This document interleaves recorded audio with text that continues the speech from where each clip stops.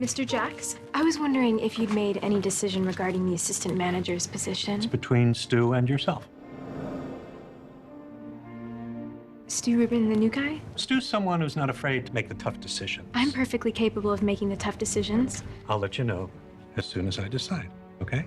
So after 3 massive blockbusters in a row, was it cathartic to return to your horror roots? It was. Was it important for me to return? Was it cathartic? Oh, cathartic.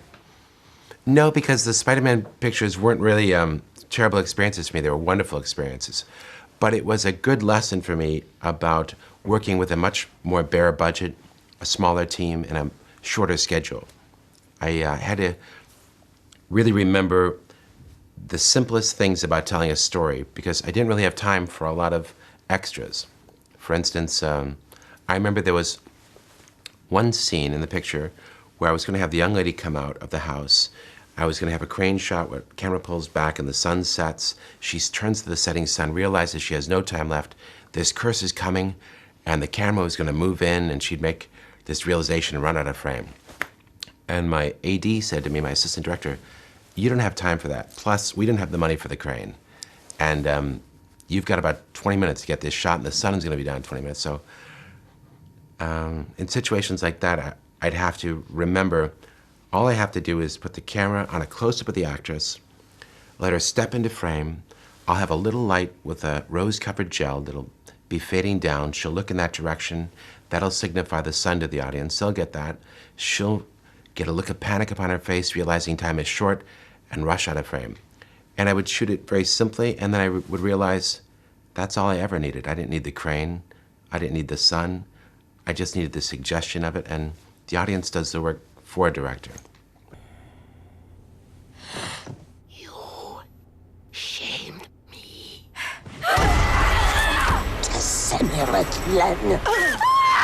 It's nice to have the crane every now and again. Yeah, I want the crane. Next time I want to get the crane. Okay, excellent. Now, anytime you do a horror movie now, people are going to inevitably compare it favourably to the Evil Dead movies. Obviously, you made this magnificent trilogy. Thank you. How do you feel about? It's not a stigma. It's not an albatross around your neck. But how do you feel about people instantly comparing any work that you do in this genre to your previous work in that genre? Oh, I don't think about it much. I don't think about myself and as far as how people perceive me so much. I really want them to like the movie. That's what I'm really concerned about. If they like this movie, I'm happy. And if they don't, I'm miserable. And it's no less or more than that. And then comparing it to the other films is fine. I mean, as long as they like the movie, I'd be happy. But the comparison wouldn't bother me. I don't even know if they have compared it to the other films.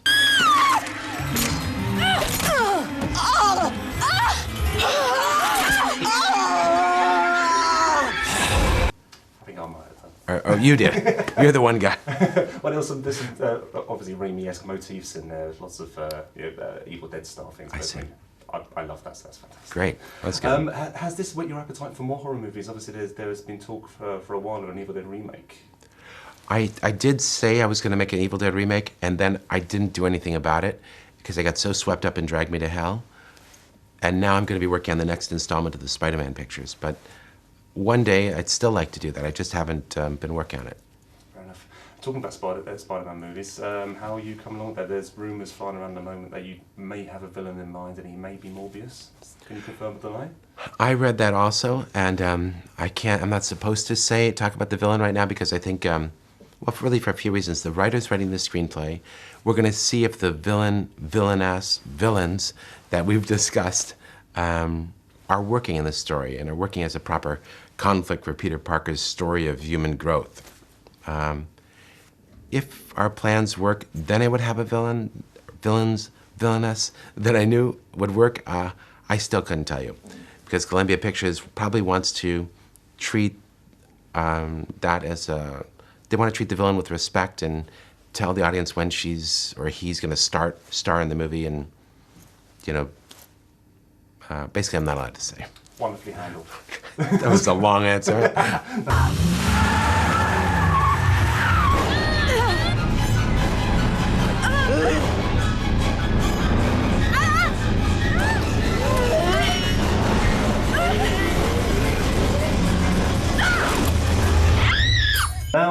Alison Lohman, you don't hold back on giving her the Bruce Campbell treatment in this movie. Yeah. You probably put her through the ringer. Was she up for it? Was she? She was. She was such a good sport. She's a great actress, and she fortunately is young and has a great physicality that would allow her to keep coming back for more. But she demanded that she do her own stunts. Now, there were sometimes I could not allow it. Like there's a shot where the old woman pulls her out of the car and she lands on her back. That was a stunt woman. And 2 cabinet shots where she rams into different pieces of furniture is a stunt woman. But really, everything else is Alison Lohman. She let me put on a harness and fly her around the room, bury her alive under a ton of mud. And she took a lot of hits, a lot of falls, and she kept coming back for more. So she's a real trooper. I was really happy to see as a fan that you gave a proper big starring role to one of your old cast members, your Oldsmobile. Gave a good role this time. Did you believe its performance? I did. It was fantastic. Was it just terrifying. fantastic? I believe in it completely. It was, thank you very much for noticing, and it was an attempt to get a reaction, an emotional reaction from the car. Could it cause a chill? It was trying to play its part in a horror movie, a little more important part than it's played before. It did a fine job. Thank you. Thank you.